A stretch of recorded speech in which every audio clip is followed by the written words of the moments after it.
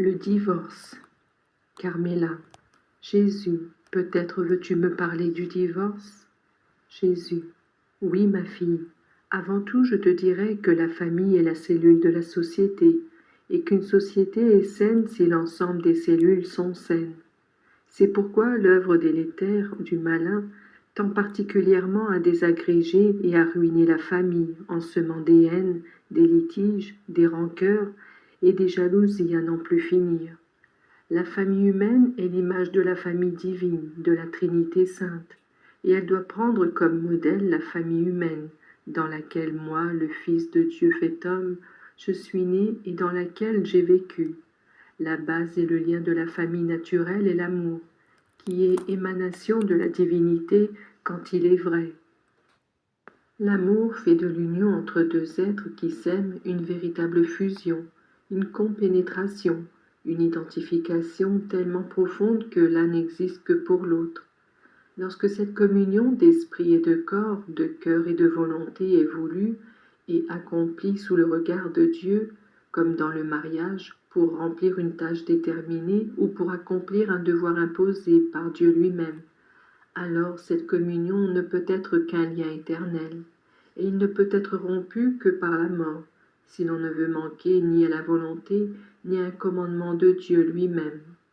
Si profond soit-il, un sentiment de durée éphémère ne peut s'appeler amour véritable, puisque c'est précisément des choses éternelles que vous pouvez affirmer quelles sont les vraies valeurs. La première promesse que de jeunes désireux de s'épouser vont se répétant est « Je t'aimerai toujours », car le véritable amour, étant d'origine divine, ne peut être autrement. Donc la fidélité dans le mariage est la conséquence pratique de cet amour qui ne peut changer d'objet sans cesser d'être ce qu'il est. Ce n'est que grâce à cet amour et à cette fidélité que les époux sont capables d'user d'indulgence l'un envers l'autre, de se supporter, de se comprendre et même de se corriger mutuellement, car parce qu'il aime, chacun recherche dans son conjoint cette perfection qui le rend plus aimable à ses yeux et à son cœur. Tout cela n'est vu que sur le seul plan humain.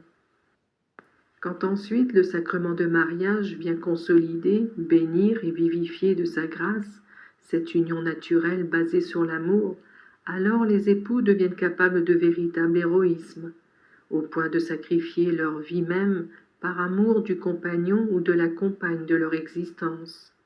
Le fruit de l'amour qui unit les époux et qui nécessairement doit être indissoluble, ce sont les enfants. Ils ont le droit d'être aidés, aimés et protégés, orientés, instruits et défendus contre les multiples périples pour lesquels le monde et la société attendent à leur intégrité et à leur salut physique, moral et spirituel. Détruire le noyau familial et abandonner ses enfants à eux-mêmes ou à des mains mercenaires est un véritable crime et une manière d'agir délétère, non seulement pour le corps de ces innocents, mais encore pour leur âme. Élevés sans la chaleur familiale si nécessaire à l'éducation du cœur, ils apprendront à haïr leurs parents en maudissant la vie, ils apprendront à haïr la société, qui la plupart du temps les accueille avec mépris et défiance. Que la famille soit solide, la justice envers ses enfants l'exige. Peut-être est-ce même involontairement que, dans un moment de passion, vous leur avez donné la vie, mais ils ont eux aussi le droit de la conserver, et les parents doivent les respecter et les aimer, car ils ne sont pas seulement des créatures humaines, mais des fils de Dieu. Ainsi il exige le devoir de fidélité à Dieu, car il vous a été dit, et c'est un commandement, ce que Dieu a uni, que l'homme ne le sépare pas.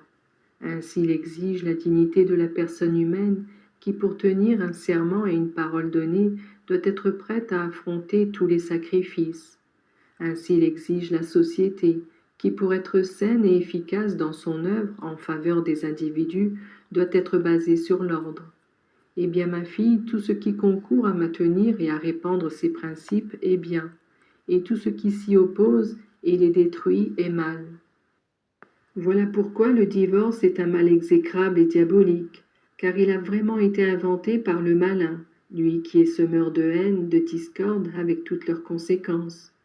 Ceux qui travaillent pour que la loi du divorce soit introduite dans le domaine public ne font que collaborer avec le démon pour la ruine des âmes et du monde.